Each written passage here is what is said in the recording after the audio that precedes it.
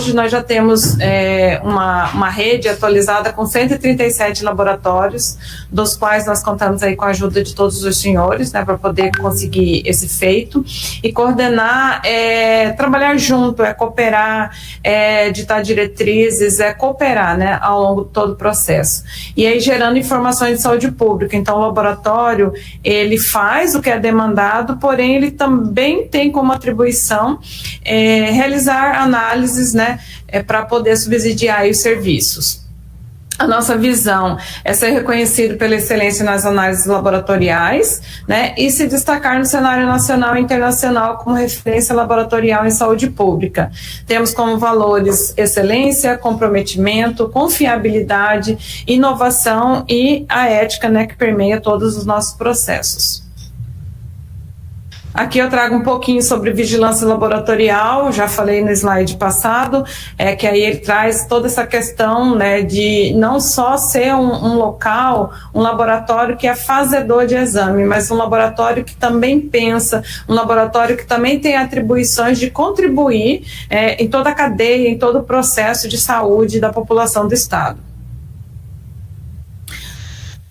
Aqui a gente fala sobre a capacidade analítica do nosso laboratório de biologia molecular. Então, hoje nós temos equipamentos e RH, espaço, né, suficiente para a gente poder fazer mais de 7.000 amostras de RT-PCR em 24 horas, né, com emissão de laudos em até 72 horas após o recebimento da nossa recepção. Então, a gente conta essas 72 horas a partir do recebimento da recepção de amostras. E aí temos capacidade para fazer mais de 7.000, isso dividido, claro, em várias doenças, né? Não específico, porém temos condições aí de, se ampliarmos um plantão de 24 horas, de fazer muito mais. No nosso laboratório de sequenciamento genético, a gente tem uma capacidade de fazer mais de 500 amostras por semana, com emissão de relatórios em 5 dias úteis, né? Quando eu falo emissão de relatório, não é um simples relatório. Então, a gente faz o sequenciamento e, posterior, tem todo um trabalho de bioinformática embutido dentro dessas análises para poder liberar um resultado para que os serviços possam dar continuidade no trabalho, né? Da vigilância genômica, fazer vigilância genômica. Então, quando a gente faz a emissão das árvores filogenéticas e, com isso, ter o entendimento ali de quando que esse patógeno ele entrou dentro do estado, quais municípios ele percorreu, por onde que ele saiu, e toda essa historinha contada aí desse patógeno. Hoje nós detemos de 4 tipos de tecnologia dentro do laboratório. Acho que somos um dos únicos dentro da América Latina que dentro de um único laboratório tem as 4 tecnologias. Então nós temos 4 possibilidades de sequenciar, o que favorece muito, né, toda a questão da qualidade do serviço. Hoje nós temos disponibilidade, né, de insumos para fazer sorologia, né, então nós fazemos aí dengue, zika, chikungunya. Tivemos aí um período, né, durante o ano que ficamos sem insumos suficiente para poder atender da maneira adequada, mas isso já foi sanado, então hoje nós temos possibilidades, né, de atendimento regular. Na biologia molecular, nós também estamos preparados para poder atender todo esse período. Nunca faltou insumos, e aí na biologia molecular a gente consegue fazer dengue, zika, chikungunya, né? Então quando os municípios enviam a amostra suspeita de dengue, é rodado automaticamente dengue, zika, chikungunya, e quando é chikungunya ou é zika, também a gente roda os 3 patógenos, né? Fazemos também febre amarela, oropost e maiaro. E no nosso laboratório de sequenciamento genético, nós temos também insumos, né, para poder trabalhar, e nele nós sequenciamos dengue, zika, chikungunya, maiaro, oropost. Temos também agora, sequenciamos vírus respiratório e passamos a sequenciar também as bactérias multiresistentes. Aqui um pouquinho aqui um pouquinho dos dados, né, com relação, com o olhar para a amostra, né, isso aqui ele não está feito nenhuma comparação com as notificações, é só o olhar do que entrou dentro do laboratório, e aí a gente pegou 3 anos, 2022, 23 e 24, e a gente mostra, né, como que a dengue, ela foi se modificando aí pelos mapas no decorrer desses anos. E aí o que também a gente pode observar aqui é a metodologia utilizada para análise. Então, se nós formos observar em todos os anos, a metodologia de sorologia, ela ganha disparado, né, em todos os anos de análise. Em 2024, mais ainda, onde a gente tem 94% do total de amostras que entraram dentro do LACEN foram para sorologia. Por que eu estou chamando atenção para isso? Porque quando eu penso só em sorologia, eu acabo deixando de lado todas as outras oportunidades de análise. Então, quando eu penso no RT-PCR, eu consigo saber qual é o tipo dessa dengue que circulou dentro do meu estado. Que vírus é esse que está circulando? E aí, se eu não tenho conhecimento de que vírus está circulando, isso dificulta também todo o trabalho, né, com relação aos pacientes e à população que a gente atende. Eu inviabilizo também o trabalho de sequenciamento genético e de vigilância genômica. Então, acaba que a gente tem estrutura, tem capacidade e por falta de amostras adequadas para poder se trabalhar, a gente acaba fazendo feijão com arroz. E a gente, né, tendo possibilidades aí de fazer banquetes com o que nós temos hoje disponível. Com relação à Zika, né, a gente também mostra o mesmo tipo de informação e a gente observa no mapa a ocorrência, né, da Zika dentro do estado, tendo casos, 2024 a gente só com 47 casos positivos, 2023 57 e 22 com 38. Isso... Não, 137, desculpa. 2023, 137 e 2022, 129. Aí, 2024, 47. Aí a gente tem sempre uma pergunta, né? Será que a gente não tem Zika mesmo circulando dentro do estado? Ou não tivemos oportunidade de olhar para ela no período correto? Ou a metodologia que usamos para analisar não foi suficiente? Então, assim... outros estados também a gente, né, pesquisa, pergunta como que está isso nos laboratórios, tiveram essa redução também, mas a gente ainda fica com a dúvida por conta do número baixo de amostras que chega ao laboratório. E aí, não diferente da dengue, né, a gente também tem aí o emprego da sorologia como sendo a maioria das análises feitas nas amostras. Então, em 2024, com 87%. Quando a gente vai falar da chikungunya, a gente já tem um cenário diferenciado. Então, tivemos um número maior de amostras que entraram no laboratório. Então, a gente passa de 2023, onde nós tivemos 2.180 amostras que entraram para ser analisada, para 2024, 16.254, né, com uma positividade aí alta. E aí, quando a gente olha, né, por metodologia, ela não fica também diferente, a gente vai, né, ter aí a predominância de se trabalhar a sorologia. Então, fica um retrato do Mato Grosso que prioriza a sorologia em todas as suas investigações. Aqui um pouquinho do Oropost. Então, do Oropost a gente fez buscativa dentro do laboratório, né, nas amostras negativas para dengue, zika e chikungunya. E tivemos algumas amostras também que entraram como suspeita de Oropost. E aí nós tivemos esse cenário onde nós temos 21 amostras positivas, né? E num total aí de 1.191 amostras analisadas.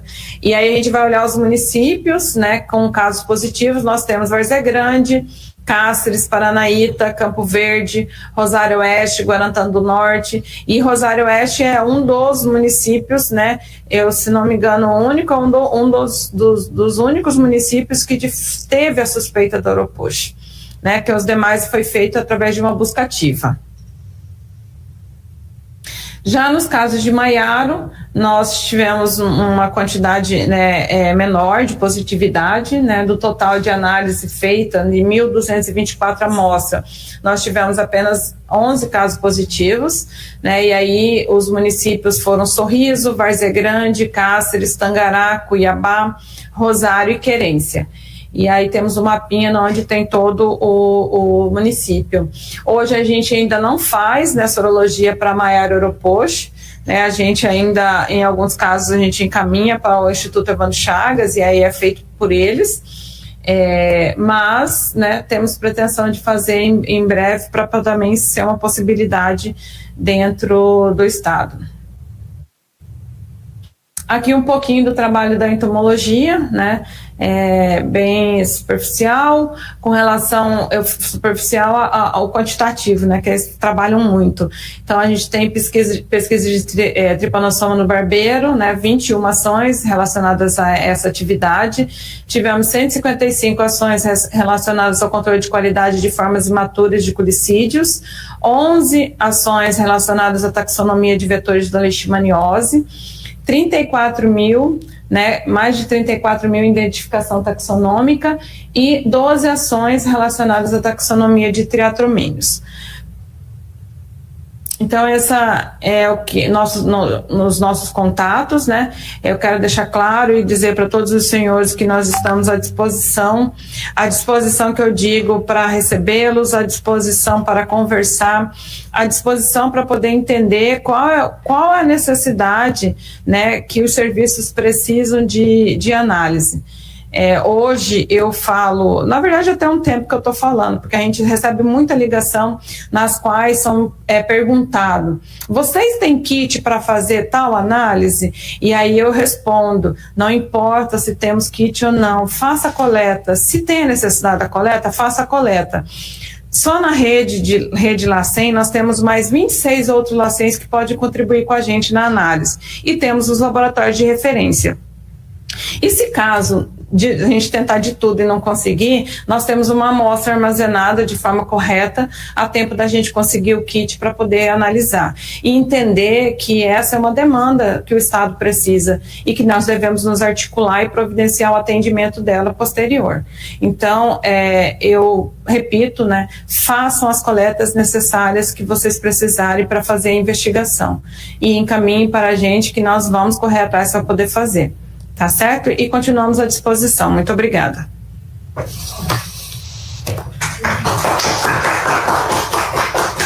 Muito obrigado, Elaine, pela sua apresentação.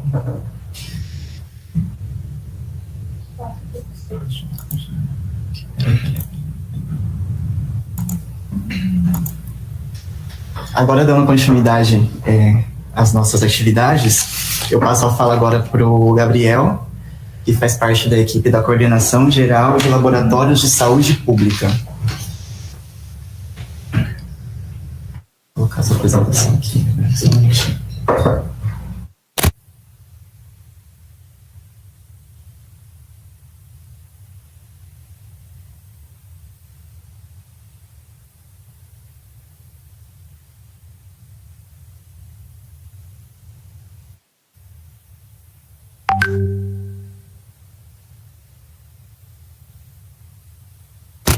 Boa tarde, pessoal.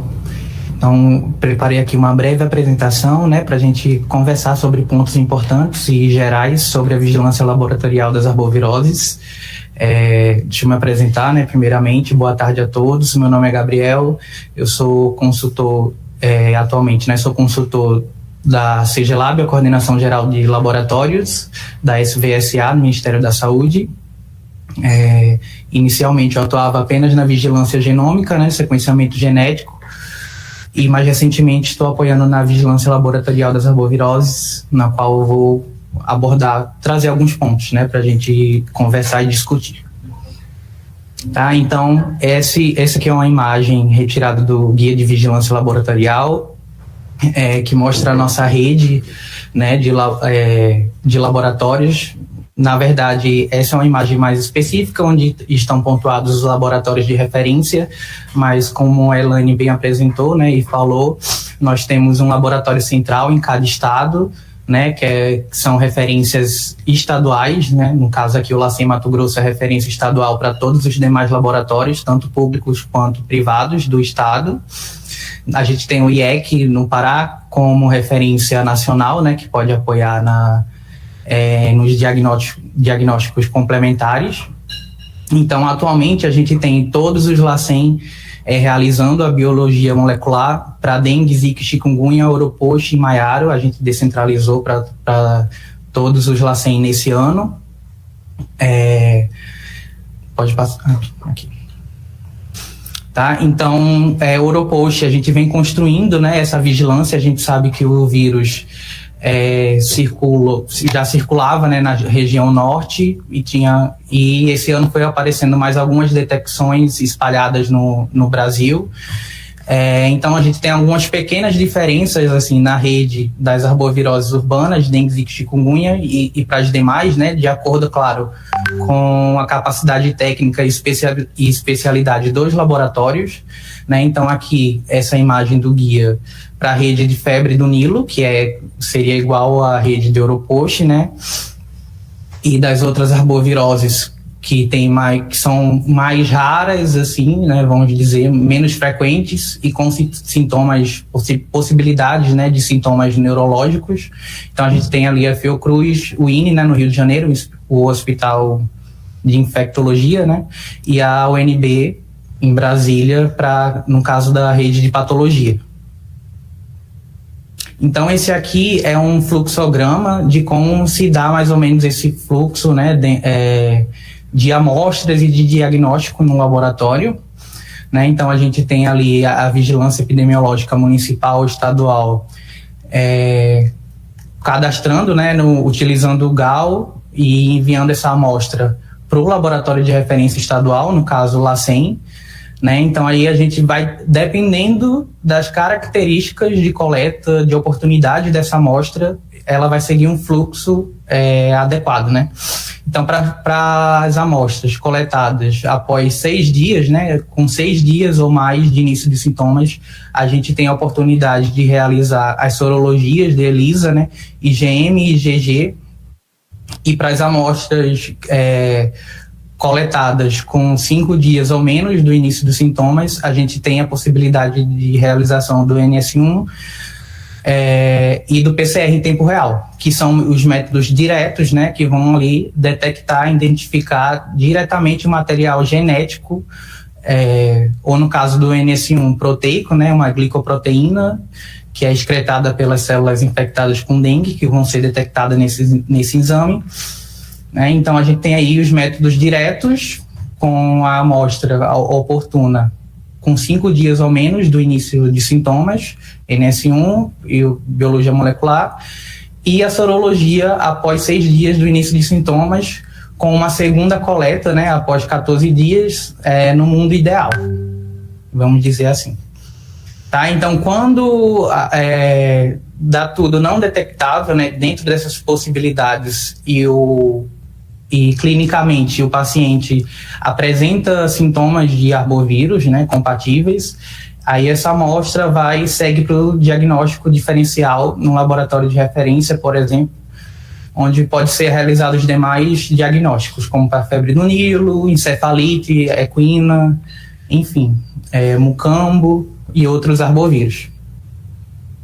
Tá? Então, depois do resultado, a gente tem o fluxo, né, dessas informações dentro da SVSA, junto com a CGAB, lá com a CGLab, desses resultados. Então, aqui é uma lista dos insumos distribuídos atualmente, né, pela coordenação, pelo Ministério da Saúde, onde a gente tem uma variedade de kits distribuídos, disponíveis nos LACEN, né, que são enviados sob demanda. Como a Elaine falou, esse ano a gente teve um pequeno desabastecimento apenas dos kits de chikungunya e zika, né, para sorologia, mas já foi restabelecido esse estoque, né, foi só apenas 2 meses. Então a gente tem aí chikungunya IgG, IgM, dengue, IgM e NS1, né, a gente sabe que o IgG não funciona bem, Zika, IgG e IgM, e os insumos, né, para detecção molecular de Oropost e Maiaro, que não é um kit comercial ainda, são insumos in-house, né, diferente do ZCDT, que é um triplex que realiza os exames, tem essa possibilidade, né, de realizar a detecção simultânea de dengue, zika e chikungunya para a mesma amostra. Esse ZCDT é de fabricação nacional, né, de Biomanguinhos, e tem o ZDC, que é fabricado pelo Instituto de Biologia Molecular do Paraná. Então aqui eu coloquei esse esqueminha só para a gente falar um pouquinho sobre a questão sorológica, né, do diagnóstico sorológico por dengue, né? Então a gente tem aqui numa infecção primária o NS1, né, que no caso que é a proteína que vai ser excretada ali pelo vírus da dengue, do dia 0 ao 8, mais ou menos, do início de sintomas, mas pode ser menor durante uma infecção secundária, né? Por isso, o recomendável é utilizar o NS1 até o 5º dia do início dos sintomas. O IgM também, né, eu coloquei essa imagem aqui, na verdade, para a gente ver que tem variações, né, na produção dos anticorpos na infecção primária em relação à infecção secundária, né? E um dos motivos, né, além da reatividade cruzada, que pode ser, que é uma característica, né, na verdade, quando a gente fala de sorologia de flavivírus, devido à grande quantidade de flavivírus, de arbovírus circulantes aqui no país. Então, é uma questão que dificulta a acurácia desse diagnóstico sorológico. Então, a gente sempre dá preferência para o diagnóstico molecular, porque é um método direto, mais sensível e mais específico. Então, aqui são as instruções para a coleta, né, de amostra, tanto para sorologia quanto para a biomol, e outros métodos, né, como isolamento viral, inoculação em célula, enfim. Né, então, o procedimento de coleta normalmente é o mesmo, né, para os diferentes métodos. Né, no caso de amostras de sangue, soro, coletar cerca de 5 ml de criança e 10 ml em adulto. Utilizar tubo plástico para armazenar com tampa de rosca e anel de vedação, rotular bem o tubo, conservar entre 2 e 8 graus até no máximo 48 horas, menos 20 graus até 7 dias no máximo, né? E após esse período manter a menos 70 graus Celsius essa amostra, para se manter viável, né? Então, os frascos devem obrigatoriamente, claro, conter os rótulos com as informações daquela amostra, e para ser encaminhado para o laboratório, essa amostra precisa ser acompanhada, né, da ficha bem caracterizada com os sintomas clínicos e epidemiológicos ali relacionados a essa amostra. Então, todas essas informações, né, que eu falei aqui bem rapidamente, superficialmente, elas estão nesse guia de vigilância laboratorial. A única atualização, né, que a gente até já fez, mas a nova versão não foi publicada ainda, esse guia de 2021, esse guia pode ser acessado por esse QR Code que vocês veem na tela, né? Então a gente vai publicar uma nova versão no ano que vem, né? Na parte das arboviroses a gente já fez essa atualização, onde a gente estende um pouco o tempo do período de detecção para chikungunya, para 8 dias, né, até do início de sintomas, para a zika também, e a inserção dos dados sobre a vigilância laboratorial de Oropost, né, que a gente vem construindo e foi expandida esse ano. Então, Então, vocês viram, né, que a gente citou aqui alguns insumos, alguns métodos laboratoriais para a detecção dos arbovírus, e a gente acaba não falando do teste rápido, né, do NS1, porque ele é mais uma ferramenta de ponta, né, para triagem, não é um kit para ser usado, não é um kit de ambiente laboratorial, né, o teste rápido não é um teste de ambiente laboratorial. E a gente tem essa nota técnica que foi publicada esse ano, número 16, onde contém orientações sobre o uso dos testes rápidos para o diagnóstico de dengue. Né? Então, eu acabei trazendo um pouquinho do quadro sobre a coleta das amostras, porque é um grande problema, né? Não só, obviamente, no LACEN Mato Grosso, nem nos LACEN, isso é um problema geral de laboratórios, que é a fase pré-analítica, né? Onde a gente encontra várias não conformidades que acabam impossibilitando ou enviesando o resultado do exame, que é o que a gente não quer, né? Então, aqui é um dado, por exemplo, que eu trouxe do GAL até maio, né, de uma apresentação que eu fiz em maio, só para exemplificar algumas não conformidades que acabam acontecendo, né, chegando a amostras não conformes no laboratório, como fora do prazo de coleta, cadastro incorreto, ausência de critérios clínicos epidemiológicos, amostra hemolizada, amostra suficiente. Então, esse é um ponto que a gente tem que ter bastante atenção, né, nessa parte de coleta de amostras, onde acontecem normalmente muitos erros e que acabam impossibilitando, se a gente tem uma amostra sem qualidade, né, uma amostra ruim entrando no laboratório, consequentemente o diagnóstico vai sair do mesmo jeito, né? Então, como a Elaine bem falou também na apresentação dela, né, para a vigilância, a importância das amostras na biologia molecular, para a gente saber os sorotipos circulantes, para a gente fazer a vigilância genômica, né? Então, esse é um painel que eu fiz com os dados do GSAID, né, que são os dados onde os laboratórios de saúde pública depositam as sequências obtidas no sequenciamento genômico, né, do vírus da dengue. Então, a gente tem esse painel disponível, vocês podem acessar por esse QR Code também, ele é atualizado semanalmente, e contém informações sobre a circulação dos sorotipos, claro, mas isso aqui é só do sequenciamento, tá? Então, tem a informação até a linhagem, né, uma análise que a gente faz, e pode ser monitorado por lá. Tem vários filtros para filtrar por estado, sorotipo, mês de coleta, genótipo, laboratório executor, enfim. E era isso. Obrigado pela atenção de todos.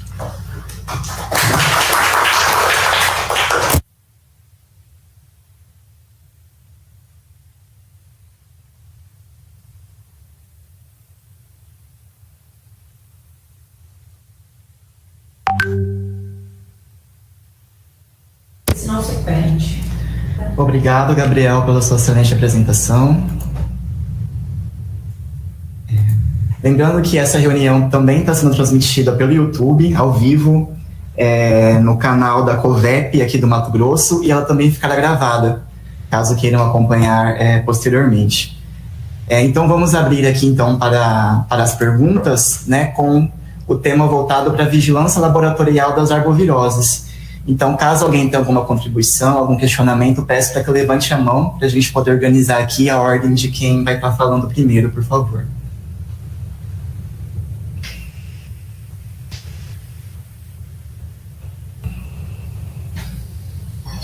Enquanto isso aqui, vou ler o apontamento da Isabel Cristina, que compartilhou aqui pelo chat.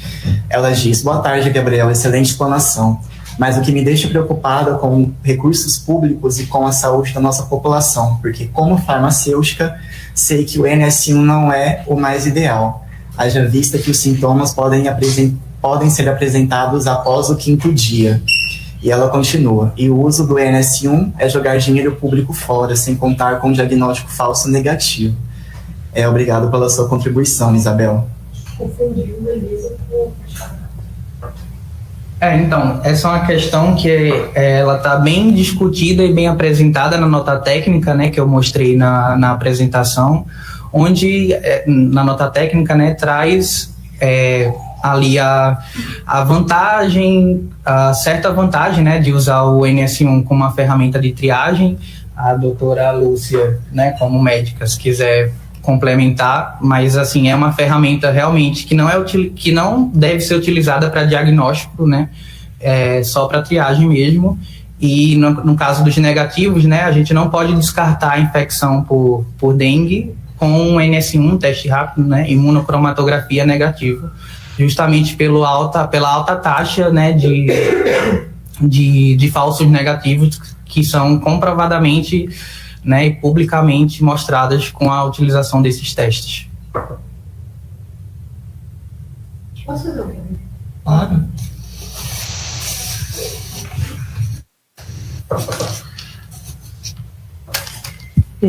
Aqui com relação ao laboratório de saúde pública, é uma dúvida mesmo, né? Como é que, assim, aqui o Estado faz vigilância sentinela para ver o que está circulando no Estado todo? Que eu fiquei com essa dúvida quando eu estava assistindo sua apresentação e que você diz que não recebe muitas amostras de Zika, então, que sejam positivas para Zika, então, e que você pensa que pode estar acontecendo de ter Zika circulante, mas não tem esse diagnóstico de circulação de Zika no território. Então, a minha pergunta é como é que é feita essa vigilância epidemiológica das arboviroses circulantes no território aqui do Estado? Eu fiquei com essa dúvida, assim, escutando, assim, a sua fala. Eu sei que não é para você a pergunta, mas, mas assim, é só assim para eu entender. Não sei quem pode responder. Então, no momento, nós, infelizmente, não fazemos, né, essa vigilância sentinela, inclusive está nos encaminhamentos, né, para o próximo ano. Justamente é um desafio fazer com que essas amostras cheguem até o LACEN, né? A gente tem um estado que ele é continental e os municípios sentem mesmo essa dificuldade de coleta, de armazenamento e de envio dessas amostras, né, de forma oportuna para serem analisadas. Então, esse é um ponto, sim, né, que o estado de Mato Grosso precisa aprimorar, né, precisa sentar e rever esses pontos, justamente para fortalecer a vigilância laboratorial, né, desses agravos que nós vemos que não temos tantos dados laboratoriais como gostaríamos, né, no momento. Sim, claro. O pessoal não me viu ainda. Cadê a câmera mãe? Bom, complementando a resposta aqui do João, são alguns estados do Brasil que trabalham com unidade sentinela, não são todos, né?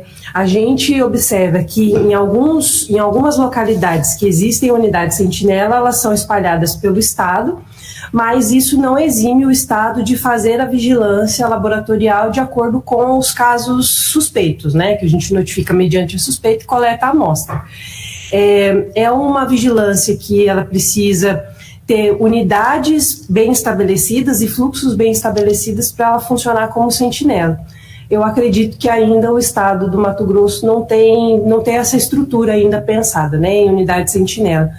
Mas eu acredito que se a gente fizer um trabalho forte de sensibilização, de qualificação profissional para os municípios e os escritórios regionais, eu acredito que essa situação das amostras laboratoriais pode ter um retorno mais favorável, né, daqui para frente, e a gente vai trabalhar bastante nisso aí nesses dias agora, conversando também com o Estado e verificando, né, se precisar do apoio, acho que do Ministério, não posso falar pela CGLab, mas o Gabriel está aqui, se precisar de algum insumo, de alguma outra coisa que possibilite essas amostras chegarem oportunamente e bem acondicionadas, eu acho que a gente precisa pensar, mesmo que seja um plano de ação aí.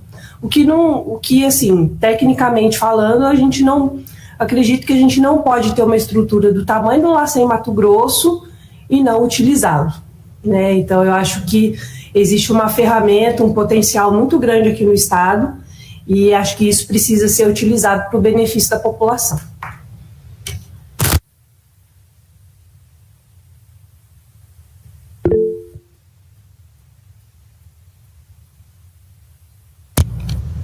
O Ione levantou a mão aqui para contribuir. Ione, passo a palavra para você, pode falar.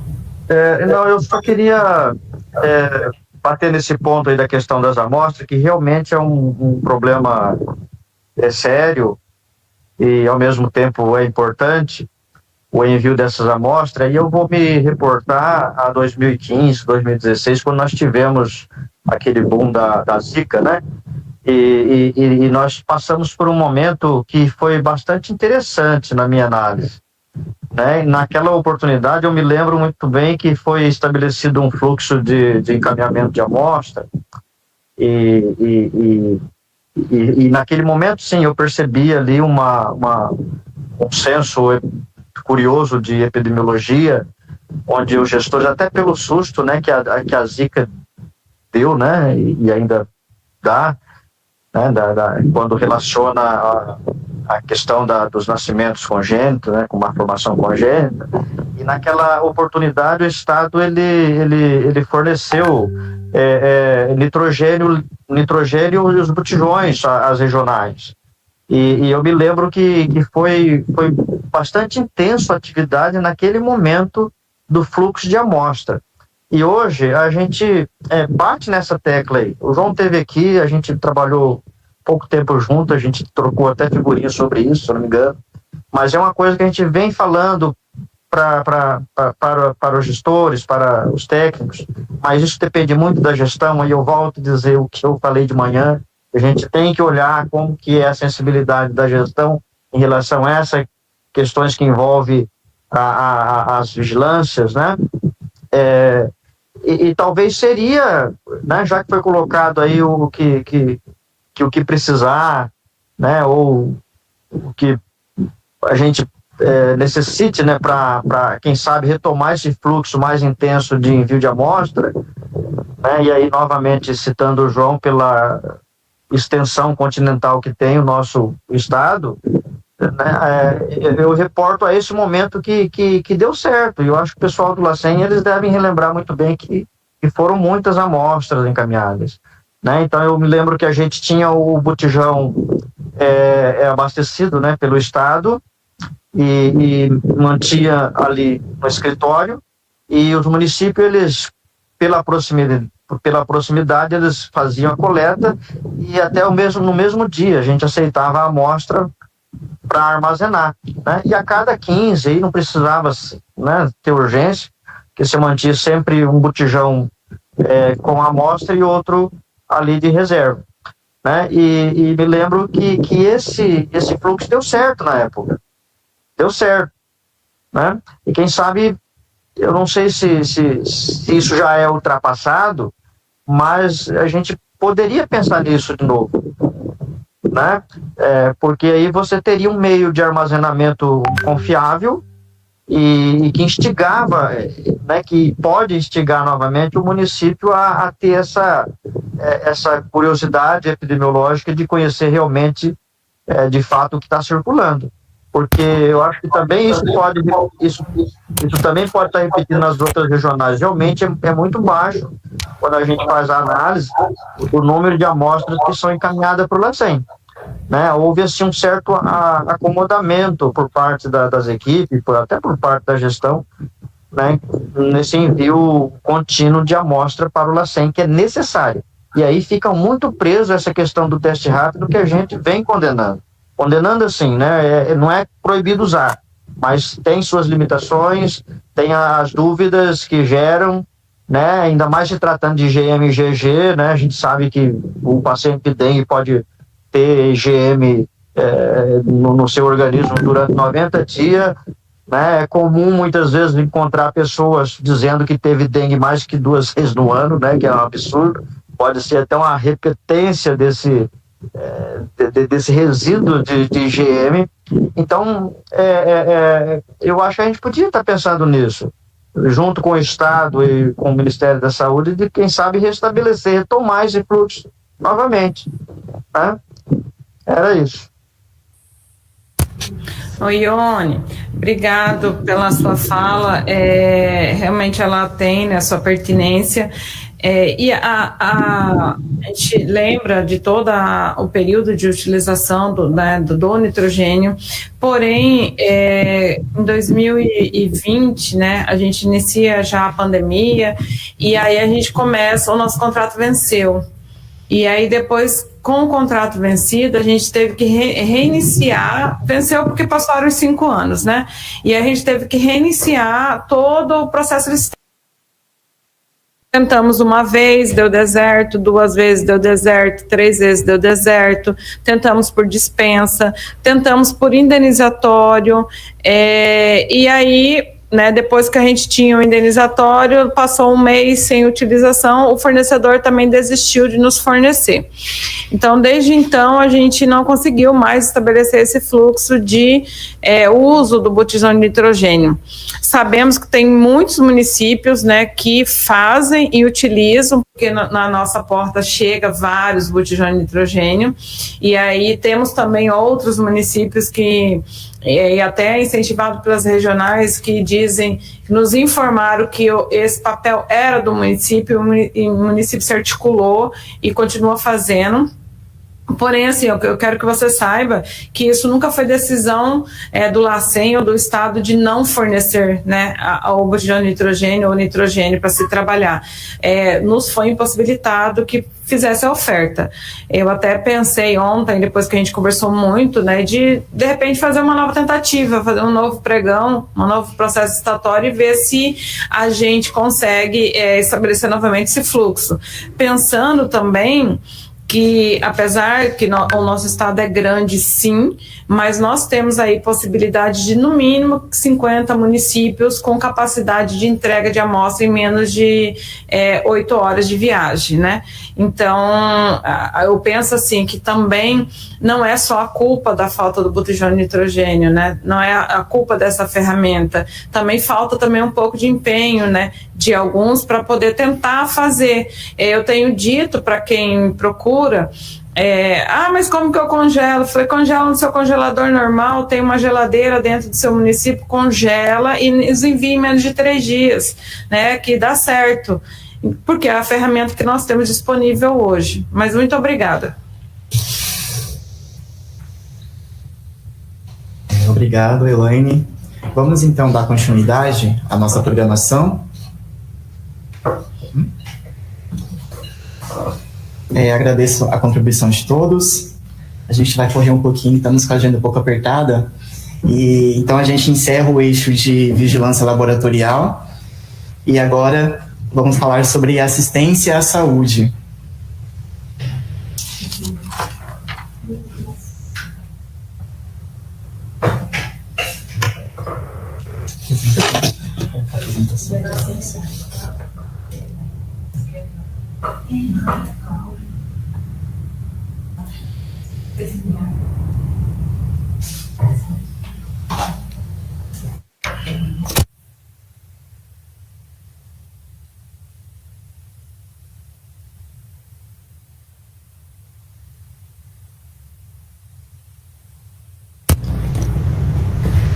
Boa tarde a todos e a todas. Eu sou Lúcia Silveira, eu sou apoiadora do Ministério da Saúde para as questões ligadas à arbovirose, notadamente as questões relacionadas à organização da rede assistencial. Bom, o que a gente tem sobre, em geral, as arboviroses? Na grande maioria dos casos, a atenção aos pacientes acometidos pelas arboviroses tem como característica a utilização de tecnologias de cuidado que dispensam instalações e equipamentos de maior complexidade e custo, né? Isso aqui, especialmente a parte do primeiro atendimento ao paciente, né? A organização dos serviços de saúde, a abordagem precoce do paciente, os corretos diagnósticos diferencial, estadiamento clínico e manejo são fatores críticos de sucesso para evitar a evolução dos pacientes para os casos graves e os óbitos. No caso do chikungunya, a gente tem que atentar e pensar sempre na possibilidade das formas extra-articulares. E no caso da dengue, a gente tem que atentar e estar sempre observando a possibilidade de ocorrência do choque hipovolêmico, né? Que o choque na dengue a gente sabe que não é hemorrágico, ele é um choque hipovolêmico não hemorrágico. Por isso também que houve aquele esforço para mudança de classificação de dengue que aconteceu aí já há alguns anos atrás, em que sai do cenário a tal da dengue hemorrágica. Quais os principais problemas e fragilidades encontrados no atendimento ao paciente com suspeita de dengue? O que a gente tem com relação à dengue? Do que diz respeito à rede assistencial, o usuário em geral não sabe qual é o serviço que ele tem que procurar. Os serviços têm um dimensionamento físico e de RH inadequados. As estruturas temporárias que porventura são instaladas, elas têm baixa qualidade, são pouco qualificadas. A questão das fake news estimulando terapias sem comprovação. E os fluxos dos sintomáticos de dengue misturados com os pacientes ambulatoriais e emergenciais com outras queixas das mais variadas. Com relação à classificação de risco, a utilização da classificação de risco de Manchester para classificar risco de dengue não pode ser utilizada, porque a gente vai deixar um doente que tem potencial grande de gravidade aguardando por atendimento por um tempo que ele não tem para esperar. Então, assim, a gente não pode usar a classificação de risco que a gente usa usualmente nas nossas portas de emergência ou nas nossas portas assistenciais para classificar risco de dengue. A gente tem que usar o fluxograma do Ministério da Saúde baseado nos sinais de alarme e de gravidade da doença, né? Não valorização pelos profissionais que atendem os pacientes dos sinais de alerta. Estadiamento do paciente de forma inadequada, colocar um paciente C no B, colocar um paciente C como grupo A. Demora para classificação de risco, falta de qualificação profissional e falta de autonomia da enfermagem para agilizar a solicitação do hemograma e indicar a hidratação venosa, a partir da análise da gravidade do doente pelo fluxograma do Ministério da Saúde. Com relação ao atendimento clínico, é o manejo inadequado, a indisponibilidade de hemograma nos pontos de atenção, o diagnóstico diferencial, que é uma fragilidade, a gente sabe disso, coleta de hemograma com frequência insuficiente, demora para a obtenção do resultado, falta de orientação ao paciente no momento da alta e alta sem critérios de alta, aqueles critérios que estão estabelecidos pelo Manual de Dengue do Ministério da Saúde. Com relação ao segmento, dificuldade de comunicação com o serviço que fará o acompanhamento, falta de continuidade de cuidado, não se usa o cartão dengue, e a falta de segmento dos doentes crônicos. Ou seja, todo doente crônico que já tem uma doença crônica de base, que é infectado pela dengue, quando ele tem alta da doença dengue, do acompanhamento da dengue, ele tem que voltar para continuar acompanhando a sua doença de base o mais rápido possível. E com relação à chikungunya, quais são as fragilidades? Da rede assistencial, de novo, o usuário não sabe qual é o serviço que ele procura, os serviços com dimensionamento físico e RH inadequados, também as fake news, e os fluxos dos sintomáticos misturados com os pacientes ambulatoriais ou com queixas variados. Não muda, é igualzinho o que acontece com a dengue. Com relação à classificação de risco, demora para a classificação de risco e falta de qualificação profissional. Com relação ao atendimento clínico, diagnóstico diferencial inadequado, não valorização das queixas álgicas do doente, porque o doente tem dor sim, aquela dor é verdadeira, ele volta mais uma vez, porque ele sente muita dor. E o manejo clínico inadequado, lembrando aqui que ao mesmo tempo que a gente tem queixas álgicas importantes, a gente tem aquele paciente que muitas vezes não tem manifestação articular e que ele não é considerado como sendo chikungunya porque ele não tem as ditas manifestações articulares que são muito comuns na doença, tá? Com relação ao segmento, da mesma maneira, dificuldade de comunicação do serviço que dará continuidade, falta de continuidade do cuidado e a falta do segmento dos doentes pós-agudos e crônicos, porque isso é um problemão que as unidades de saúde vão ter. Com relação aos desafios para a dengue, a análise dos óbitos demonstra que os pacientes procuram o serviço de saúde 1 a 4 vezes antes de morrer. Então, não é falta de porta, não é falta de local assistencial, é falta de qualificação assistencial. Né? Os profissionais de saúde têm responsabilidade, sim, sobre esses óbitos por dengue. Né? A gente sempre fala, tem um doente que morre que tinha que morrer. Esse doente que morre que tinha que morrer, a gente não tem o que fazer por ele. Mas a grande maioria dos pacientes com dengue, eles morrem e não tinham que morrer. Então, é nesses pacientes que a gente vai poder interferir e mudar o desfecho letal para um desfecho favorável para o doente. Lembrando que a gente tem pacientes jovens também e crianças que morrem de dengue. Falha na abordagem precoce, o manejo clínico dos casos que evoluíram a óbito foi insuficiente ou inadequado, os serviços de saúde são desorganizados e despreparados para um período de epidemia, os protocolos de classificação de risco não avaliam adequadamente a partir dos sinais e sintomas de gravidade e a liberação do paciente sem considerar os critérios de alta estabelecidos. Não dá para você colocar um paciente num leito de hidratação e dar alta para o paciente do leito de hidratação sem repetir o hemograma. Não tem como. Tem que ver como é que está a hemoconcentração. Pode passar. Do chikungunya, o diagnóstico diferencial com outras arboviroses, a gente tem que pensar que a maioria dos infectados vão desenvolver sintomas, ou seja, aproximadamente 70% daqueles pacientes infectados por chikungunya vão apresentar sintomatologia.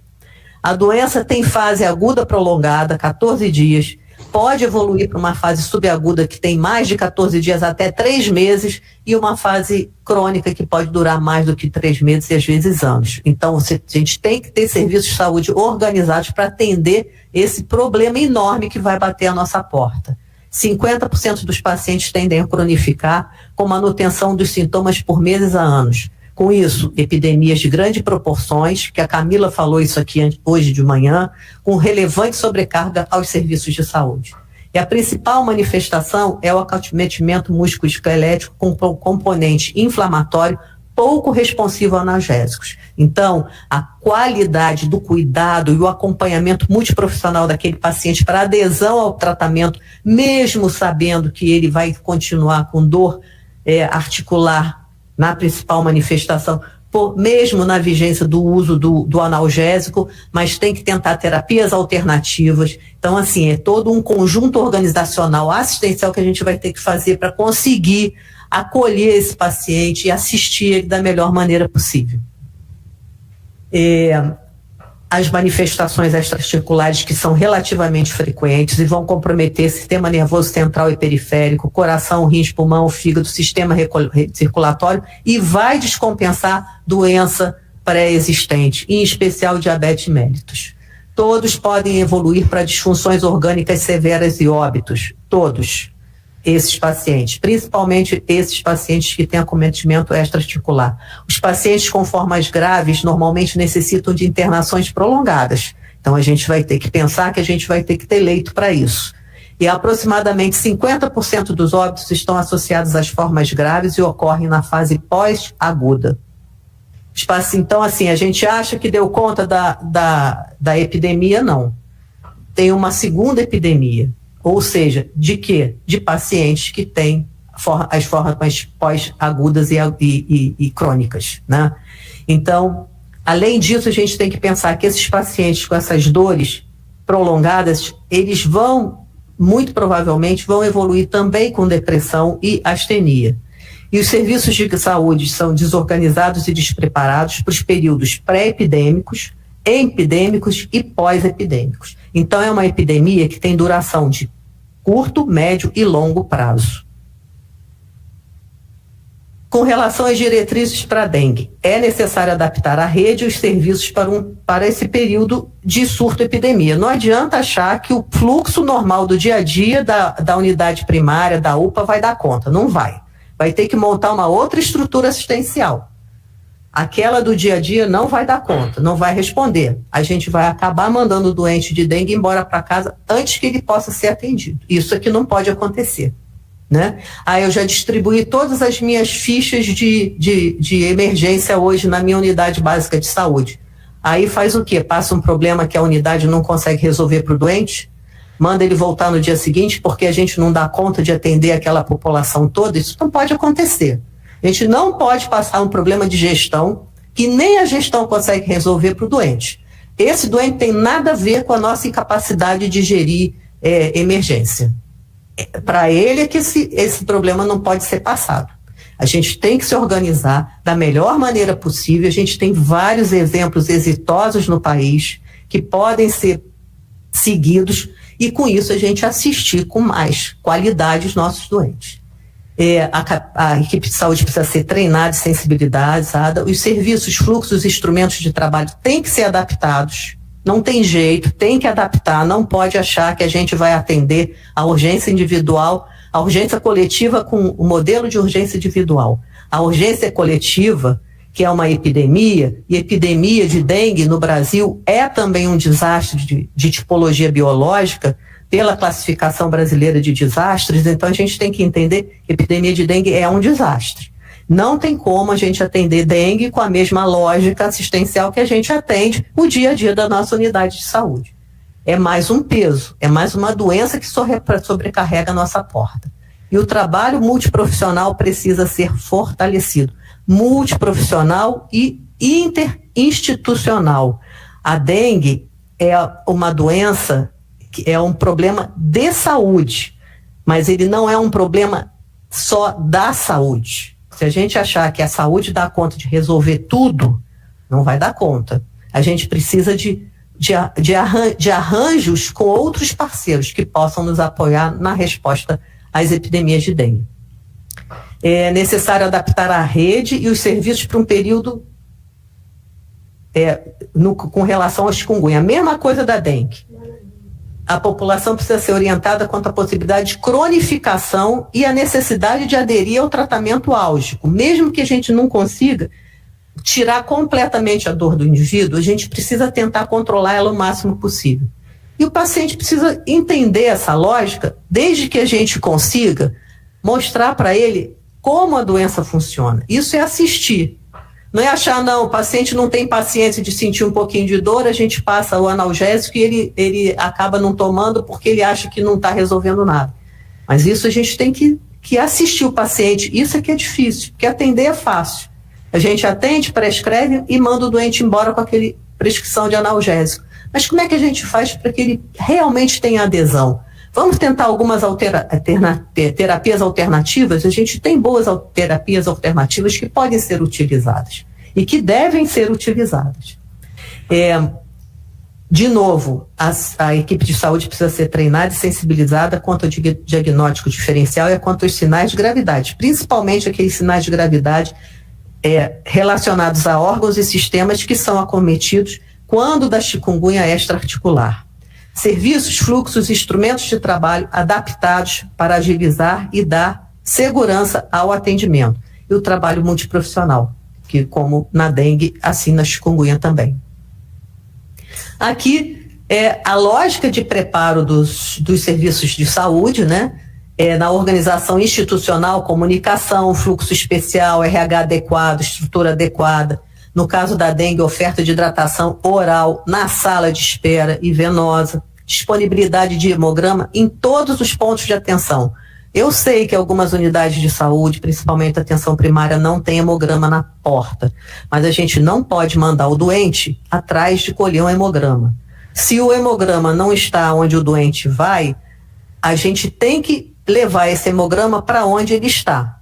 Como é que a gente faz isso? Se você não tem uma máquina para rodar hemograma numa unidade, a gente colhe a amostra naquela unidade e manda para um laboratório, mas não é mandar o doente para o laboratório para colher um exame, porque a gente está fragilizando a assistência, a gente está possibilitando que esse doente agrave nesse percurso. Então, assim, é muito importante isso. No trabalho em rede e segmento, comunicação, orientações, uso do cartão dengue, tudo tem que ser regulado, tudo, até a referência e contra-referência, que é contra-referência e referência com responsabilidade. Não pode simplesmente mandar o doente para outra unidade se livrando de um problema, como se o doente fosse um problema. E isso a gente vê muito, né, em várias unidades no país inteiro. O retorno precisa ser agendado, tem que ser fidelizado o paciente a uma unidade, para ele saber exatamente aonde ele tem que retornar. O cuidado tem que ser compartilhado, não adianta a gente querer achar que a gente é dono de algum tipo de cuidado, nenhuma profissão é dona de um cuidado, esse cuidado é de todos os profissionais de saúde, para fazer uma boa assistência e uma assistência qualificada. A gente precisa fazer busca ativa dos doentes. Se o doente foi na unidade e não voltou mais, por que ele não voltou? Ah, não, o doente é assim mesmo, não volta. Não, pode estar em casa, sem condição de se levantar para ir na unidade de saúde. A busca ativa justamente visa, em especial, assistir esses doentes que têm dificuldade de retornar à unidade de saúde por limitação mesmo da própria doença, em especial na dengue. E na chikungunya também, se a pessoa mora sozinha, com muita dor osteoarticular, como é que a gente acha que aquele paciente vai levantar em uma unidade de saúde, né? Não é porque o paciente sumiu da nossa vista que a gente resolveu o caso dele, né? O manejo clínico, a gente tem que ter equipe preparada, a gente tem que ter exame no tempo certo, em especial na dengue, a gente tem que ter estadiamento adequado, em especial na dengue, porque a gente sabe sabe muito bem qual é o perfil de doente que morre na dengue. Isso não é mais novidade, a gente tem dengue no Brasil há 40 anos. Desde que eu me formei, eu vejo dengue, né? Eu não me formei há pouco tempo, tenho muitos anos de formada, então eu vejo dengue há muitos anos. Não é possível que a gente ainda não tenha aprendido nada sobre essa doença. Reavaliação, critérios de alta de dengue, acompanhamento para chikungunya a longo prazo.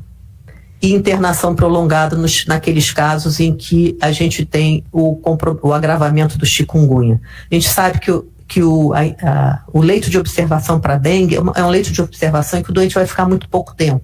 No chikungunya já não é bem assim. Pode passar. Em geral, para arboviroses, como é que a gente organiza? A organização é institucional. Você tem que ter um plano de comunicação para usuários e trabalhadores, você tem que ter um fluxo de acesso bem estabelecido e você tem que saber que o aumento da demanda exige adequação do tamanho das equipes assistenciais. Não adianta, não dá para atender epidemia com o mesmo número de profissionais que a gente atende o dia a dia da nossa unidade. E uma outra coisa que não está aí, mas é fundamental, é plano de contingência. Plano de contingência bem estruturado. Com plano de contingência que você ponha e tire do papel. Não adianta botar no papel, o plano de contingência no papel, que tudo é o mundo colorido, se você não tira do papel, né? Com isso, se a gente não consegue tirar o plano do papel, a gente vai continuar tendo óbito por dengue. Pode passar. E por outras arboviroses também. A gente tem que ter uma rede estruturada. É a rede de atenção à saúde, com o protagonismo da unidade básica de saúde. É ela que é a protagonista do cuidado, é a porta de entrada preferencial dos doentes no sistema de saúde. E, a partir disso, a gente tem que ter regulação dos pacientes que necessitam transferência, a gente tem que desencorajar o transporte por meios próprios, dando transporte adequado e oportuno para aqueles pacientes que necessitam mudar de lugar dentro da nossa rede assistencial. Os pacientes devem ser transferidos acompanhados do seu histórico e dos seus exames complementares. Não tem como mandar o doente para outra unidade sem o resumo de alta do paciente. No caso da dengue, a hidratação oral tem que ser ofertada na sala de espera. A gente precisa classificar o risco rapidamente. O paciente entrou na unidade, ele tem até 10 minutos para ter seu risco classificado. Não pode ficar esperando na sala de espera. Não tem como naturalizar uma espera de 2, 3, 4 horas. Isso não existe. Não pode existir. Se isso está existindo, a gente tem que utilizar de todas as nossas possibilidades e esforços para mudar essa realidade. A gente precisa disponibilizar o resultado do exame em até 2 horas. É da coleta ao resultado. Que seja por motoboy, que o resultado do exame vá por fax, se você não tiver conectividade de internet, bota um fax como se fazia antigamente. Ou manda pelo telefone, ou o próprio motoboy que levou, tem uma outra rota que traz resultado, mas isso a gente tem que correr atrás. Não dá para esperar mais do que 2 horas por um hemograma. Sabe por quê? Senão a gente não vai mudar a realidade de óbitos no Brasil. Pode passar. Outra coisa, implementar estratégia de fortalecimento da equipe multiprofissional, principalmente o enfermeiro, gente. O enfermeiro que classifica o risco, que está seguindo o fluxograma do Ministério da Saúde, que vê um doente C, por que ele não pode solicitar o hemograma e indicar que aquele paciente precisa de hidratação venosa, é soro. Está lá, instituído no fluxograma, está escrito, está posto. Por que o enfermeiro não pode fazer parte desse atendimento multiprofissional? A gente não está substituindo o médico, a gente está acelerando o cuidado inicial do doente que chega na nossa porta. Depois o médico vai lá e assiste o doente, reavalia o doente, dá continuidade àquele cuidado inicial que o outro profissional fez. Isso é muito importante para a gente conseguir mudar o cenário nacional de assistência à dengue. Elaborar e implementar fluxo institucional para os casos de dengue, considerando os 4 estadiamentos, e garantir a avaliação que inclua os sinais de alerta e gravidade. A gente não pode esquecer dos sinais de alerta e gravidade. Não tem como atender um paciente sem medir a pressão, pelo menos sentado em pé. Não tem como a gente atender um paciente de dengue que a gente não saiba pelo menos o peso informado. Se a gente não tem balança, pergunta para o doente, o senhor pesa mais ou menos quanto? O paciente em geral sabe te dizer isso. E se não sabe, mais ou menos, você calcula peso calculado, mais ou menos, ou estimado, mais ou menos de tanto. Mas isso a gente tem que ter, até para a gente indicar a hidratação. Ainda com a dengue, se a gente vai resolver fazer instalação provisória, não pode ser puxadinho. Essas instalações têm que funcionar 24 horas, ele tem que ter todos os equipamentos necessários para assistir o paciente, tem que ter um leito de vermelho, igual um leito de sala vermelha ou de sala de estabilização, tem que ter equipamento para isso. Para quê? Para a gente dar segurança ao paciente, de preferência que ele esteja instituído próximo a um local, a uma unidade de saúde. E precisa ter critérios de mobilização e desmobilização dessas instalações provisórias conforme o plano de contingência, e elas precisam estar no plano.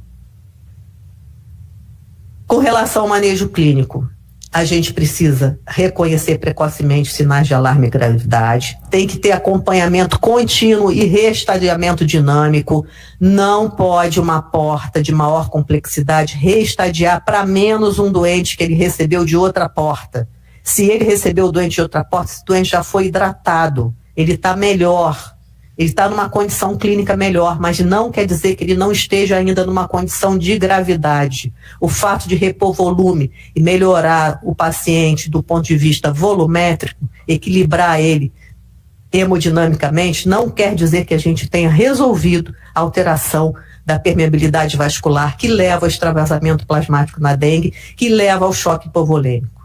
Então, o fato do doente estar melhor quando chegou na nossa porta, oriundo de outra porta, não quer dizer que este doente saiu da gravidade. Então, não tem como reestadiar para menos um doente numa porta, de uma porta que saiu de uma porta e foi para outra. A gente pode reestadiar para mais, para maior gravidade, mas não para menor gravidade. Reposição volêmica imediata e adequada, de acordo com o fluxograma do Ministério da Saúde, equipe assistencial capacitada e treinada, tem que ter coleta e resultado de exames no tempo adequado, de acordo com o fluxograma do Ministério da Saúde. Os exames para o diagnóstico diferencial têm que ter disponíveis nos pontos de atenção. Se não tem lá no ponto, a coleta pode ser feita e ser enviada para outro lugar. Tem que identificar pacientes e cuidadores com redução da autonomia ou independência, gente. Tem muita gente jovem que mora sozinha, que não tem condição do autocuidado quando está num caso agudo de dengue. Não tem como. Precisa ter um plano para assistir essa população, que é aquela população com redução da autonomia. E tem que garantir que os critérios de alta vão ser observados pela equipe assistencial. Estou acabando. Segmento e trabalho em rede, elaborar material informativo, ofertar consulta de retorno agendada, disponibilizar o cartão da dengue, instituir processos que permitam compartilhamento do cuidado com serviços que darão seguimento ambulatorial, implementar ferramentas que permitam a busca ativa de casos e garantir a consulta de seguimento para os doentes crônicos. Isso tudo eu falo e repito. Para o chikungunya, implementar estratégias de fortalecimento de equipe multiprofissional, elaborar e implementar o fluxo institucional para os casos subagudos e crônicos, garantir a avaliação que inclua as manifestações extraarticulares. Ampliar a rede assistencial, visando as fases aguda, subaguda e crônica. Esse problema vai existir, não adianta fugir dele, e a gente tem que encarar esse problema de frente. E isso tudo tem que estar previsto no plano de contingência. Ah, mas para que eu vou fazer plano de contingência se eu fiz o ano passado e eu não tive epidemia esse ano? Mas o plano de contingência é justamente para ser instituído caso ocorra aquela contingência, aquilo que está contingenciado. É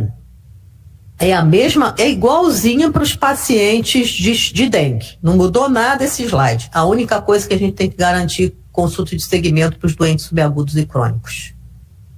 E é isso.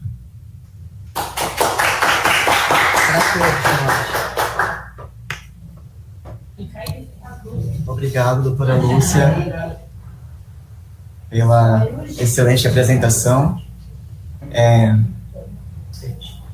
Vamos abrir então aqui agora para os questionamentos, as perguntas, tá? Caso alguém queira contribuir, pode levantar a mão para a gente organizar aqui a ordem das falas. Tem uma contribuição aqui da Marinês no chat. Ela disse que ainda sobre a vigilância laboratorial, né? Precisamos sim fomentar a adesão de muitas SMS para enviar amostras para o LACEN, mas não é fácil mudar esse paradigma. O auxílio do MS será muito bem-vindo. Também é importante questionar com as SMS os fluxos de trabalho, de como as SMS entregam os resultados ao paciente. E se usam e como usam os laudos como ferramentas de controle dos surtos e epidemias. Muito interessante, Marinês. Obrigada pela sua contribuição. Alguém tem alguma contribuição sobre manejo clínico, atenção à saúde?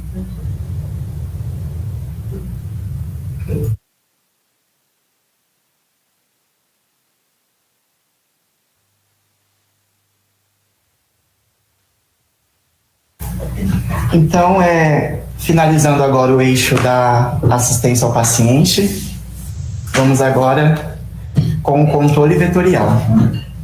Passo aqui a palavra para a Poliana.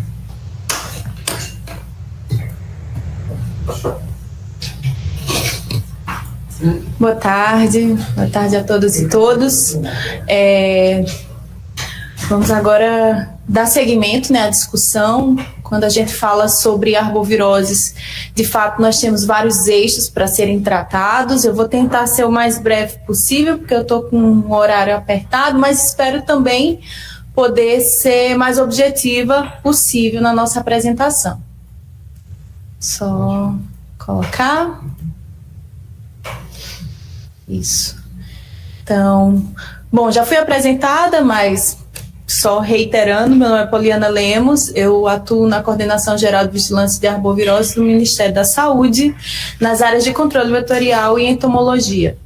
E trago como proposta hoje não só falar sobre o que foi feito, mas trazer a proposta das novas intervenções que o Ministério da Saúde compilou, organizou e traz em nível nacional. Eu acredito que seja um momento bastante oportuno de se trazer e fomentar essa discussão entre os participantes.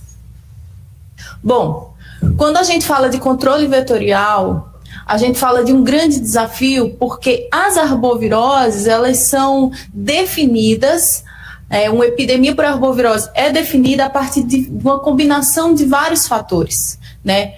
Cada epidemia, muitas das vezes, vai ter uma combinação diferente de fatores que favoreceram o estabelecimento da epidemia ou do surto ou daquele cenário de alta transmissão, seja variabilidade climática, mobilidade de pessoas, fatores demográficos, sociais, econômicos, urbanísticos e até mesmo a questão da biologia e da história natural da doença, né? Como os vetores se comportam, como os vírus se adaptam no ambiente, como os hospedeiros estão suscetíveis ou não àquele vírus no território.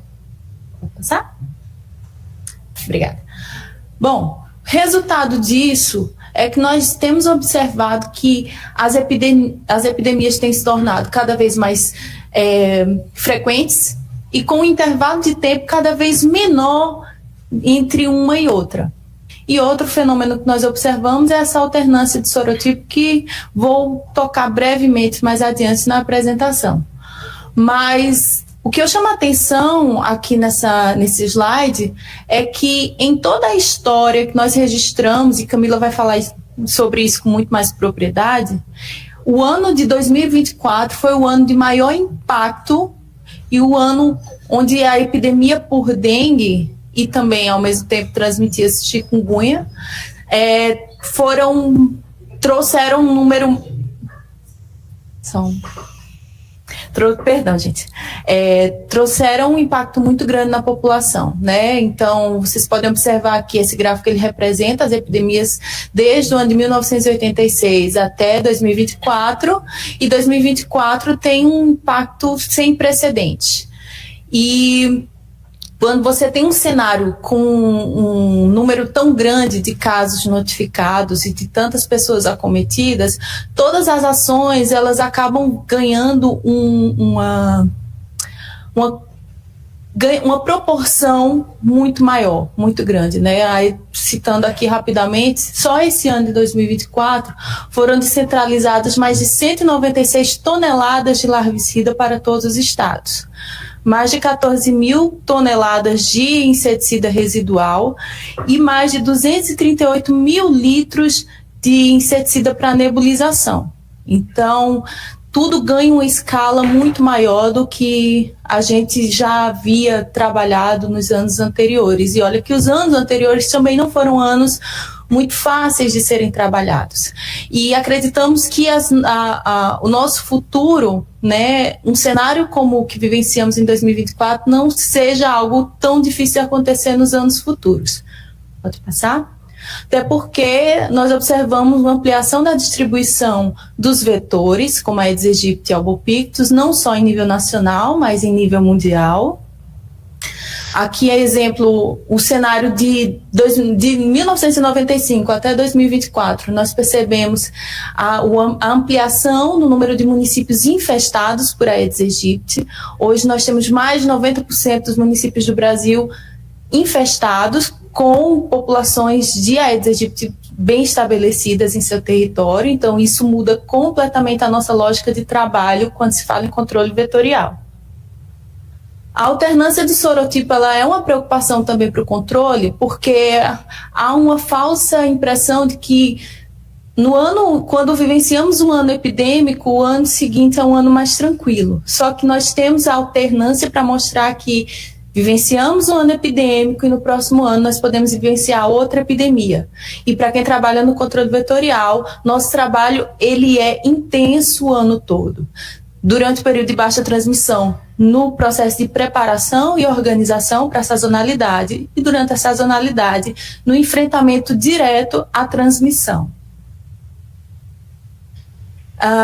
Nos preocupa muito a questão dos municípios com grande concentração de população, né? Os municípios que nós chamamos com mais de 100 mil habitantes, porque eles são responsáveis por mais de 50% dos casos no Brasil. E quando a gente avalia assim, dos municípios grandes correspondem a mais de 50% dos casos, mas em números totais, o número de municípios com mais de 100 mil habitantes corresponde a 326 municípios dos 5.570 municípios que temos. Então, são lógicas que precisam ser construídas, né, na implementação e nas intervenções em municípios de pequeno porte, de médio porte e de grande porte, porque os fatores eles atuam de formas diferentes nesses territórios, não só pelo tamanho da população, pela construção urbanística, mas também por conta das características, abastecimento, temperatura, pluviosidade e outras coisas que a gente precisa considerar. Outro fator que eu chamo a atenção, e esse a gente, enquanto trabalhador da ponta, não tem muito domínio, né, mas é uma realidade que observamos, é a influência dos fatores climáticos, né? 2023 foi o ano mais quente nos últimos 125 anos, 2024 mantém a temperatura elevada e diferente de 2023 com uma constância maior, e isso acredito que nós podemos observar, né, nós não tivemos um inverno significativo esse ano, e essa constância em altas temperaturas favorece a proliferação dos mosquitos, reduz o abastecimento de água através das chuvas, induzindo a população a armazenar água em suas casas. E esses fatores, eles têm relação justamente a questão do abastecimento de água. O abastecimento de água reflete no tipo de criadouro predominante, e a depender do tipo de criadouro predominante, as medidas e as orientações de controle vetorial precisam se adequar a essa realidade.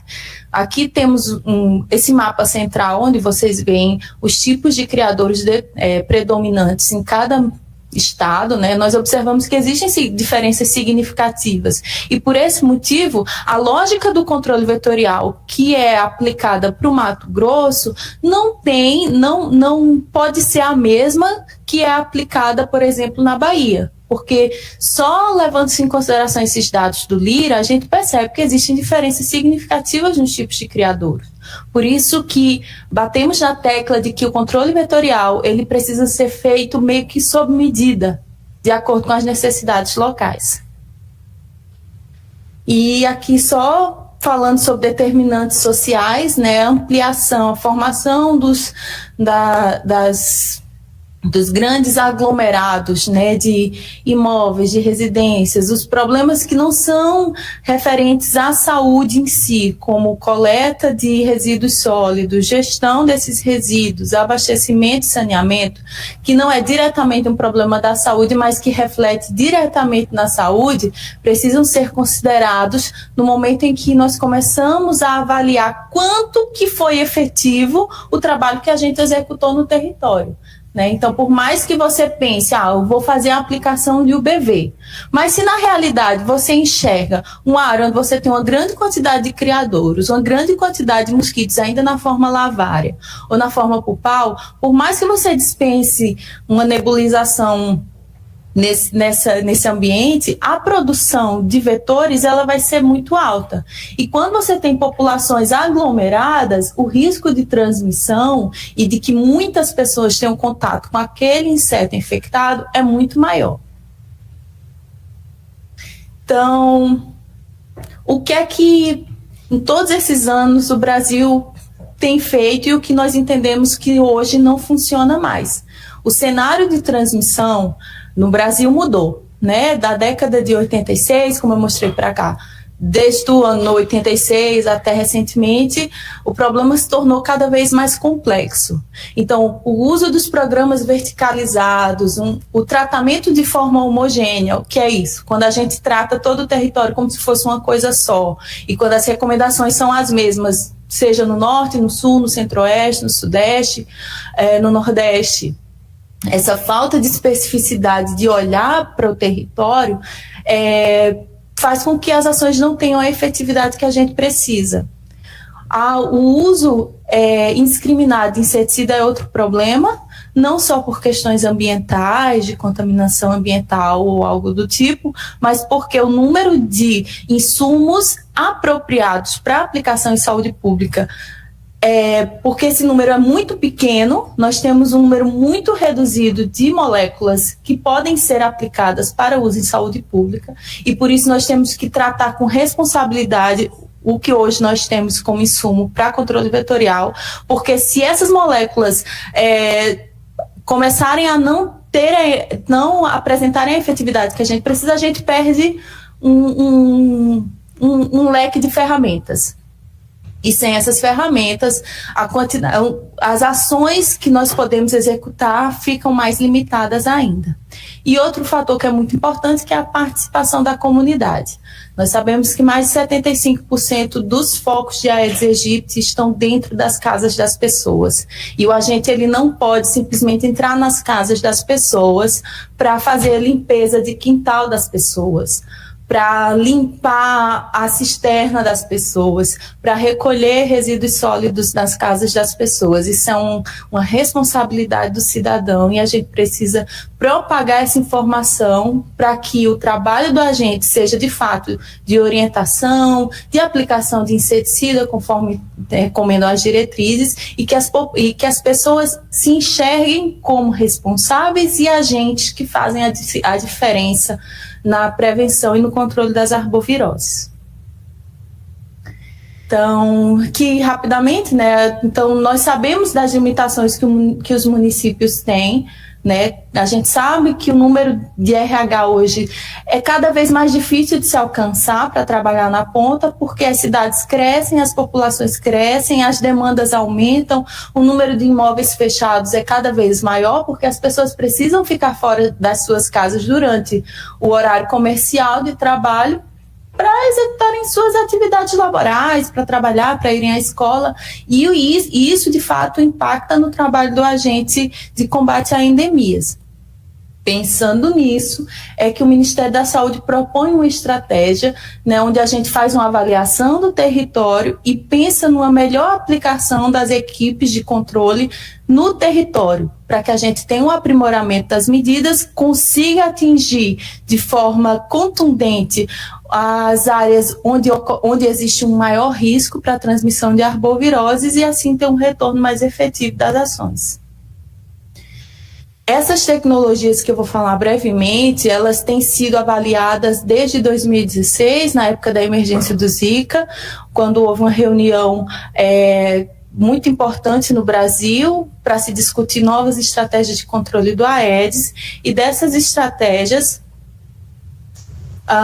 foram elencadas a estratificação de risco, a borrifação residual intradomiciliar para imóveis especiais, o uso do mosquito com Wolbachia, o monitoramento entomológico por ovo-trampa, o uso da estação disseminadora de larvicida e o uso de inseto estéril por irradiação.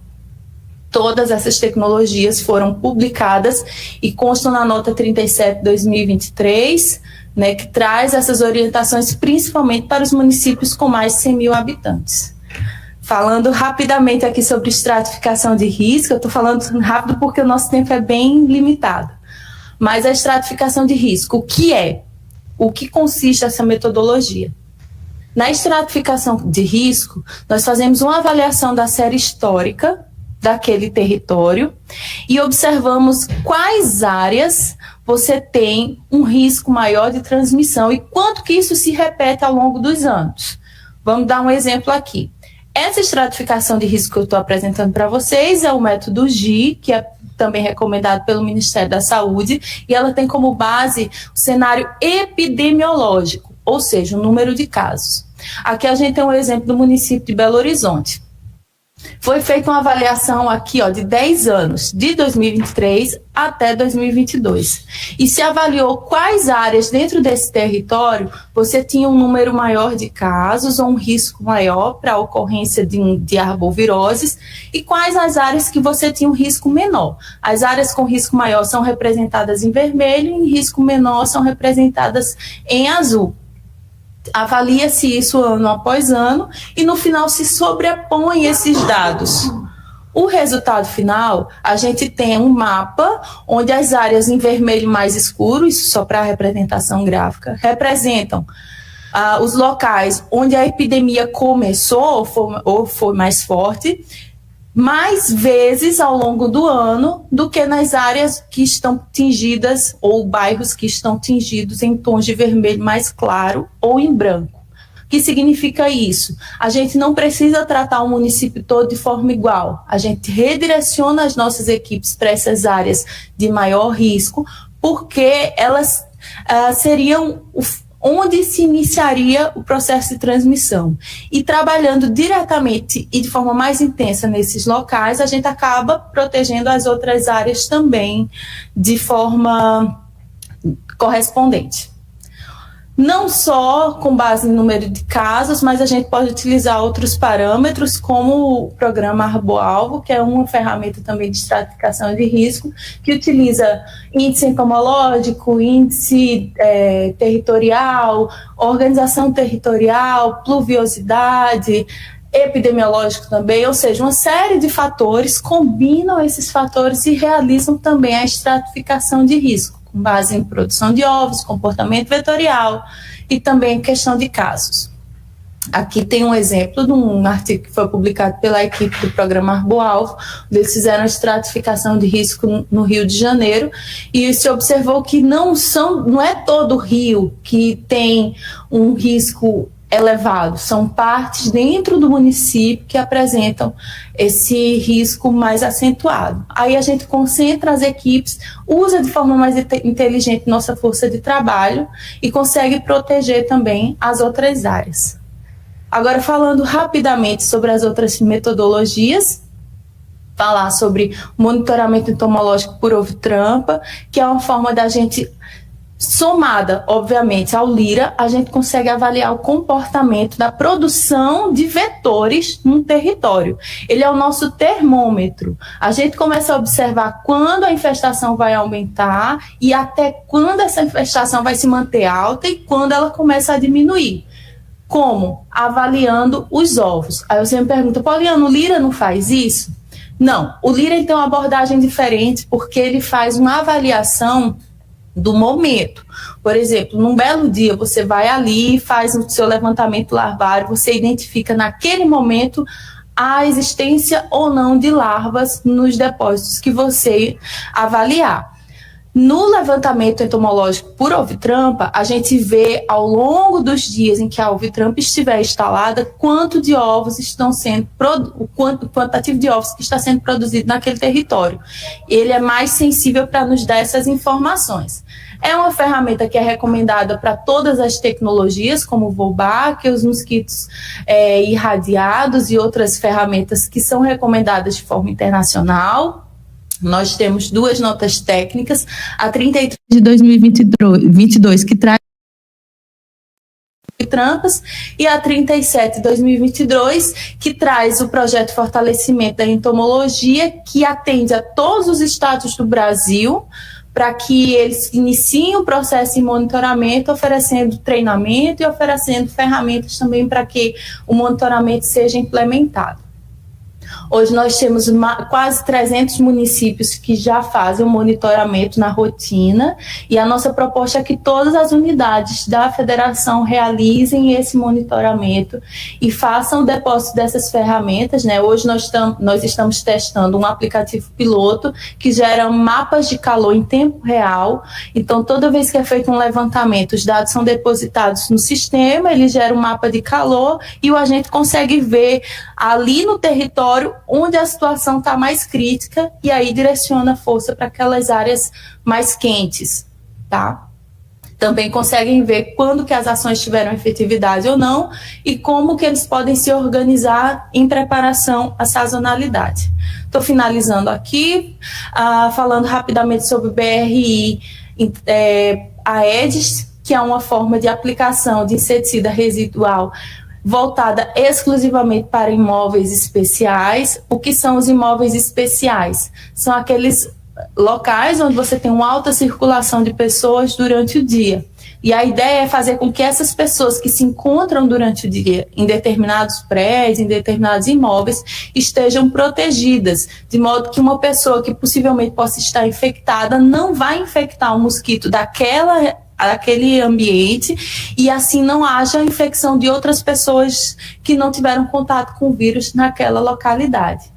Quais são os insumos que nós utilizamos? Os mesmos que são aplicados em pontos estratégicos. Então, há algumas pequenas diferenças na metodologia em relação às superfícies que são aplicadas e à frequência que é aplicada, mas a recomendação é que a gente faça antes do período sazonal, durante a alta transmissão e de forma preparativa ao período de sazonalidade.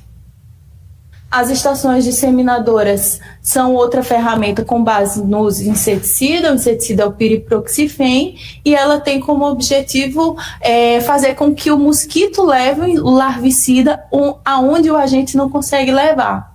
Ou seja, existem territórios que o agente não consegue visitar todas as casas, seja por alta recusa, seja porque é uma área muito difícil de ser acessada por questão de violência, ou uma área onde você tem uma produção muito grande de resíduos sólidos.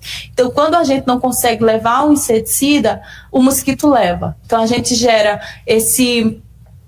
faz esse protótipo, né, esse instrumento que é impregnado com micropartículas de larvicida. O mosquito senta como se fosse uma ovitrampa, ele é todo contaminado com as partículas de larvicida e quando ele for depositar os ovos em outros criadouros, ele leva o larvicida junto.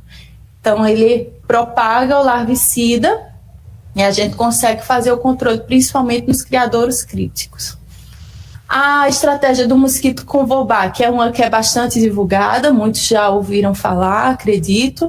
E qual é a diferença dela para as outras que eu já apresentei? É que é uma metodologia voltada para o bloqueio de transmissão, não exatamente para o controle de vetores. É como se fosse uma ferramenta para bloqueio de transmissão, assim como é o BV. A gente faz a liberação de mosquitos contaminados com uma bactéria que é natural de insetos, que não infecta pessoas. Os mosquitos, quando estão infectados com a bactéria Wolbachia, eles não conseguem replicar partículas de vírus da dengue, chikungunya e zika. Então, eles ficam, entre aspas, vacinados e eles acabam espalhando dentro da população de mosquitos essa bactéria Wolbachia, tá? Todos os municípios são passíveis de aplicação? Não, nós temos alguns critérios que precisam ser considerados, que a própria desenvolvedora da tecnologia recomenda, como temperatura, umidade, viabilidade climática, estrutura logística. É uma ferramenta muito promissora, mas ainda assim são necessários diversos critérios, né, que sejam compatíveis com a tecnologia para a sua aplicação. Hoje nós temos implementados os municípios do Rio de Janeiro, Niterói, Petrolina, Campo Grande e Belo Horizonte. E em processo de implementação, nós estamos com os municípios de Natal, Presidente Prudente, Uberlândia, Joinville, Londrina e Foz do Iguaçu. Percebam que são municípios de grande porte. E nós avaliamos que essa tecnologia ela acaba sendo mais eficiente para esses municípios de grande porte, porque o controle é mais difícil. Então, se a gente não consegue reduzir significantemente a população nessas áreas, a gente tenta meio que bloquear a transmissão nas populações de mosquito que são bem estabelecidas nesses locais.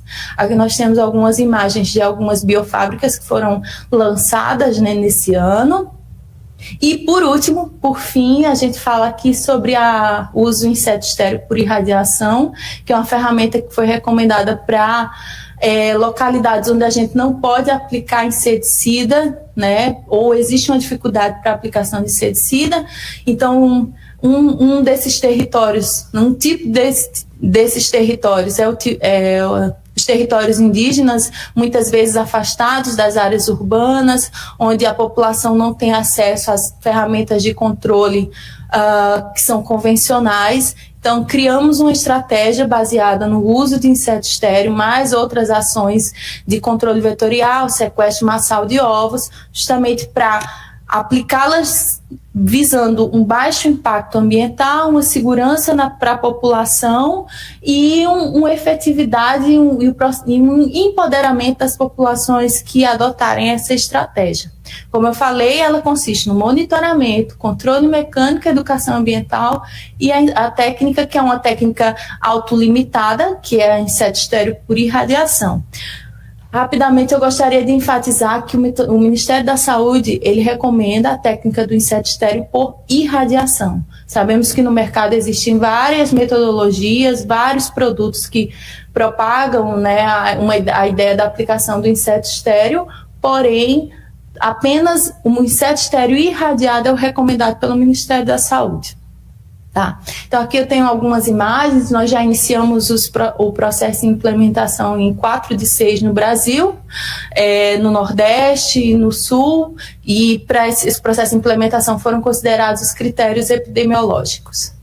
Então, aqui tem um resumo, né, de todas as ações da mudança de estratégia e de paradigma do controle vetorial, que é baseado nessa caracterização, na interface social e na implementação de novas ferramentas. Mas isso não substitui o que nós já utilizamos, isso incrementa e fortalece as estratégias que já são aplicadas no território. Tá, aqui então, só um último slide para finalizar, né, a gente está sempre correndo atrás do prejuízo, mas a preparação para a próxima epidemia é sempre agora. A gente não tem muito tempo para se programar, mas nos esforçamos e acreditamos na competência das equipes estaduais e municipais para o alcance do sucesso. Aqui nós temos a nossa campanha e muito obrigada.